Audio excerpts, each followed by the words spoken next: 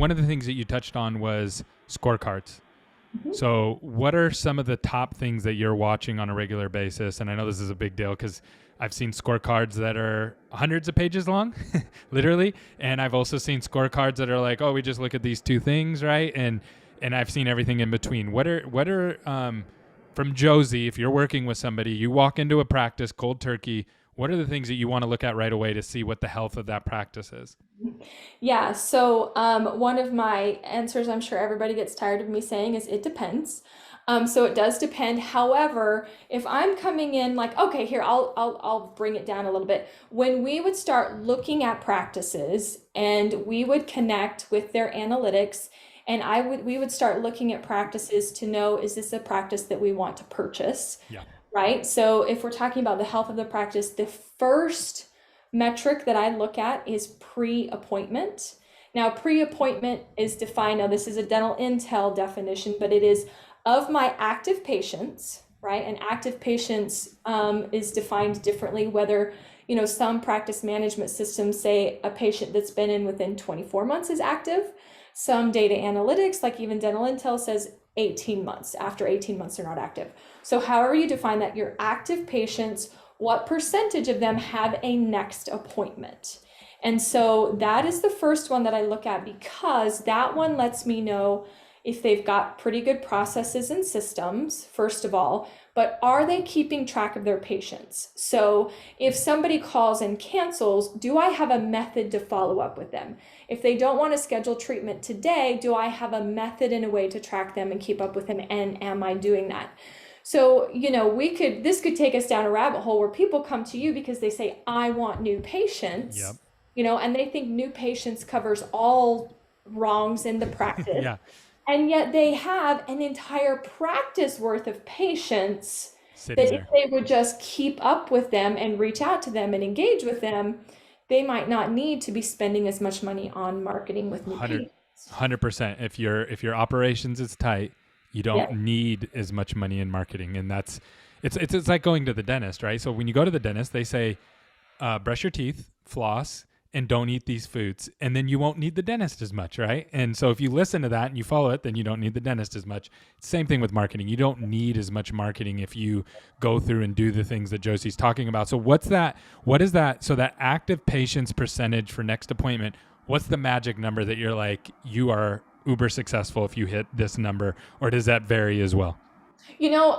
So I base it on some of, because I've been so connected with Dental Intel and use them for so long, they put out benchmarks that I like to look at because they take of all of the thousands of practices that they have data for, they set some benchmarks against them. So I definitely see practices now getting up into like the 70% as they're focusing on it. But mine is like, you have to, until you get that at 65, we don't need to worry about some other things. That's one of the first things that we need to do. So I'll look at pre-appointment. The next one I'll look at is hygiene reappointment.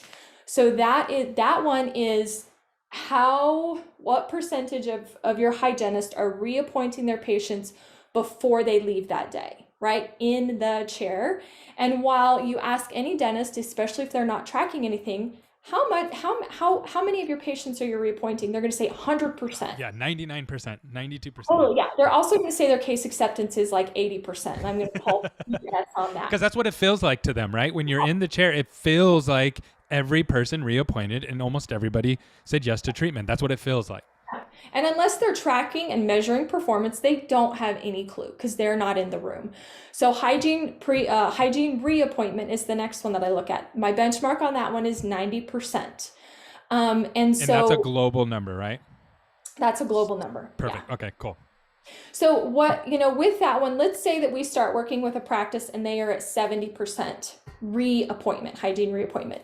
Even if we bump that up 10% to 80%, that practice is going to be double the size in 5 years. It's crazy. Crazy. So we've done the numbers. What we're finding, it's something that we track at SMC, is we track Recare for marketing new patients. And what we're finding is most of these practices, even the ones that are ran pretty well, are down in the like 40, 50% of their marketing patients. And it's not because they're not great. It's just because those patients take a little bit more TLC than a patient referral or somebody who's already coming back, right? And so I ran the numbers on it. If you keep your marketing Recare low like that, you're just keep hitting a glass roof. You can't scale. On the flip side, if you fix it and you go to 80 or 90%, all of a sudden you don't even need barely any marketing to keep the motors running. So I'm 100. I am super passionate about that particular metric, and you're spot on. You will grow like crazy. Absolutely.